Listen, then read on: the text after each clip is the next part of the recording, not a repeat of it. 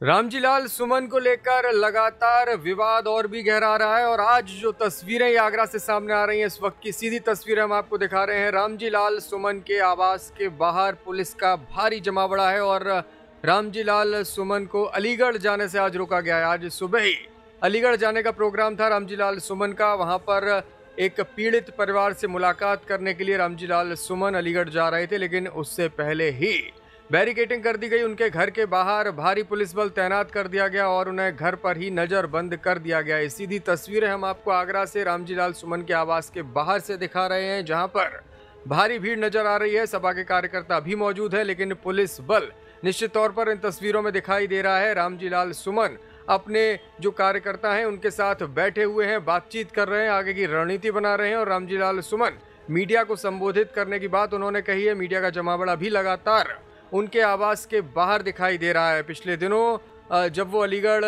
होते हुए जा रहे थे और गवाना टोल के पास उनके काफिले पर हमला हुआ था, जिसके बाद लगातार सुरक्षा को लेकर चिंता जताई जा रही थी। समाजवादी पार्टी के चीफ अखिलेश यादव ने भी उनसे बातचीत की थी और आज रामजी लाल सुमन जब अलीगढ़ जाने के लिए तैयार थे, उसी वक्त पुलिस ने उनको नजरबंद कर दिया है। उनको एक नोटिस थमाया गया है जिसमें लिखा है कि आपको कहीं भी जाने की अनुमति फिलहाल नहीं है, आपको घर पर ही रहना होगा। और ये सीधी तस्वीरें हम आगरा से आपको दिखा रहे हैं। लगातार रामजी लाल सुमन सुर्खियों में और रामजी लाल सुमन के जो समर्थक हैं वो आवास के बाहर ही धरने पर बैठ गए हैं। देखिए किस तरह से लगातार नारेबाजी जारी है।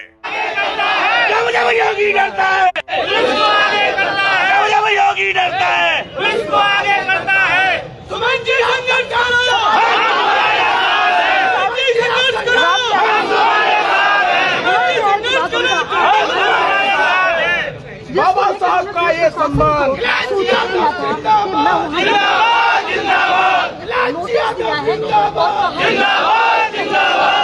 बताना चाहती हूँ उसके बाद रोक दिया गया है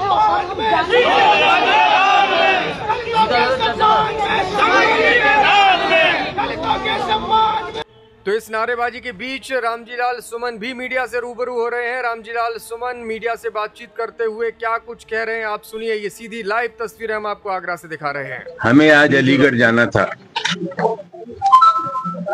लेकिन मुझे बेहद अफसोस के साथ कहना पड़ता है कि सुरक्षा के नाम पर हमें नजरबंद कर दिया गया है। हमारी जो गतिविधियां थी बाहर जाने की, लोगों के दुख में शरीक होने की, लोगों के पास जाने की, वेदना व्यक्त करने की, उन सब चीजों पर विराम लगा दिया है। और यही वजह है कि आज जानबूझ करके हमें अलीगढ़ नहीं जाने दिया जा रहा है। घटना 26 अप्रैल की है। 3 नौजवान प्रदीप, राहुल और छबिराम ये वीडियो बना रहे थे बाबा साहब डॉक्टर अम्बेडकर से संबंधित। इनको लोगों ने पीटा, बुरी तरह पीटा। इसका वीडियो भी आपको दिखा दिया गया है। और मजेदार बात यह है कि बजाय इनकी तरफ से प्राथमिकी दर्ज की जाती, उल्टे उनको 1 से 51 में चालान कर दिया गया।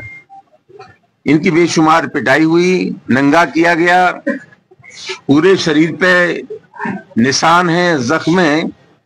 तो एक तो सबसे महत्वपूर्ण घटना यह है कि जो पीड़ित हैं उन्हीं के साथ नाइंसाफी की जा रही है।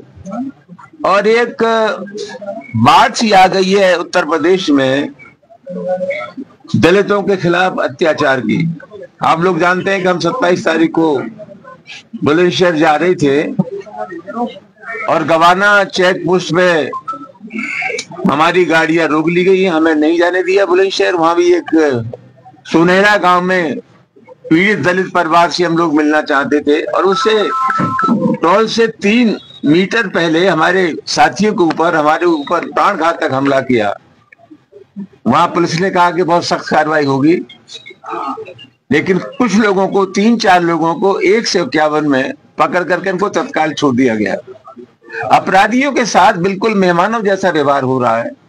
हमें प्रतिपक्ष का भी अनुभव है और सरकार का भी अनुभव है। सबसे अहम सवाल यह है कि जितनी ताबड़तोड़ घटनाएं हुई उनके खिलाफ अगर कहीं से प्रभावी कार्रवाई कर दी जाती तो एक मनोवैज्ञानिक प्रभाव पड़ता खुराफात करने वालों पर, अपराधियों पर। लेकिन कहीं से भी कोई कठोर कार्रवाई नहीं हुई। और मुझे ऐसा लगता है कि जिले की जो सरकार है, जिले के जो अधिकारी हैं, उनकी अपनी मजबूरियां हैं। इन समस्त गतिविधियों का संचालन मुख्यमंत्री कार्यालय से हो रहा है। दोस्तों, आप जानते हैं कि उत्तर प्रदेश में वहां के मुख्यमंत्री जी ने ऐलान किया है कि साहब बिल्कुल चैन है, रामराज आ रहा है उत्तर प्रदेश में। हम समाजवादी पार्टी के कार्यकर्ता हैं और जनता है। जनतंत्र में जनता सरकार भोगती है और जनता ही सरकार को बनाती है। उत्तर प्रदेश की स्थिति ठीक नहीं है और मैं समझता हूं हम लोगों का जो आकलन है उससे ज्यादा सटीक और सही आकलन सुप्रीम कोर्ट का है, जिसने टिप्पणी की है कि उत्तर प्रदेश की स्थिति बद से बदतर है। तो कुल मिलाकर के अपराधियों के हौसले बुलंद हैं। ये जनतंत्र की हत्या है। समाजवादी पार्टी के लोग मिलना चाहते हैं, जो पीड़ित लोग हैं। जानबूझ करके हमें गिरफ्तार कर लिया गया या रोक लिया गया है, एक नोटिस हमें थमा दिया गया है कि वहां अनुमति नहीं है आपके जाने की, लिहाजा आप लोग नहीं जा सकते। मामला बहुत गंभीर है और मैं ऐसा मानता हूं जो सरकार का मिजाज होता है, सरकार के मिजाज से ही सामाजिक शक्तियों का संचालन होता है। कहीं न कहीं से अपराधियों में ये संदेश है कि उत्तर प्रदेश की सरकार उनके मिजाज की सरकार है, उनके दिल की सरकार है, उनके दिमाग की सरकार है, उनकी जहरियत की सरकार है। सरकारी संरक्षण प्राप्त है अपराधियों को, इसलिए ताबड़तोड़ घटनाएं हो रही हैं। हम डंके की चोट कहना चाहते हैं। प्रशासन हमें कितना भी रोके, लेकिन कमजोर वर्गों की, पिछड़ों की, दलितों की, अकलियत की और पीडीए की लोगों की हिमायत करने से दुनिया की कोई ताकत हमें रोक नहीं सकती। हम अलीगढ़ जाना चाहते हैं। सुबह से हमने घेर रखा है और ये फरमान जारी कर दिया हमारे खिलाफ कि अनुमति नहीं है आपको अलीगढ़ जाने की। हम तो यहाँ से निकलेंगे, पुलिस अगर पकड़ना चाहे तो पकड़ ले, तो हमारी कोशिश है अलीगढ़ जाने की। और हम चाहते हैं, हमारी अभी पार्टी के राष्ट्रीय अध्यक्ष जी से बात हुई थी कि अगर प्रशासन को हमारे जाने में कहीं दिक्कत है तो जो पीड़ित परिवार है, जिन बेगुनाह लड़कों की पिटाई हुई, उन बेगुनाह लोगों को हमसे मुलाकात कराई जाए।